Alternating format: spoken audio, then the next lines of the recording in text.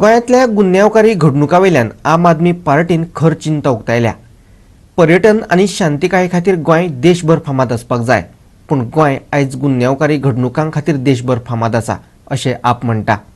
भारतीय जनता पार्टीच्या सरकारात लोक सुरक्षीत ना.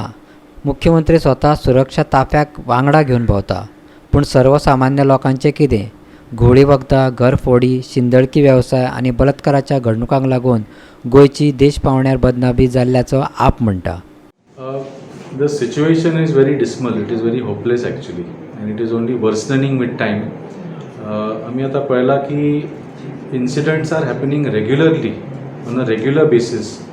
Even the records, many of the cases don't even make it to the FIRs, but even those which make it into the records, the National Crime Records Bureau itself, if you see the statistics, Goa has one of the highest rape rates in the entire country, which is the most shameful thing for us.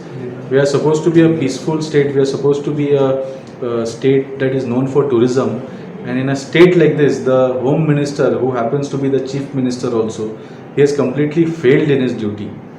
Today, he has done nothing to provide safety to the common man. There are rapes, there are murders, robberies, so many things are happening, but if you see, none of the cases are taken to the logical conclusion. We don't know who has been arrested, whether the person victim has been given justice. Parents of daughters who have been raped and murdered, they are still going to police stations and begging for justice, and their cries are not heard. So it is a very hopeless situation, and it is very sad because today, if you see, the Chief Minister himself roams around with lots of police force, but the common man has no security. The common man is left to fend for himself. So this is the story of the Bharatiya Janata Party's law and order situation in Goa. Goa 365 खातीर William Rodrigues.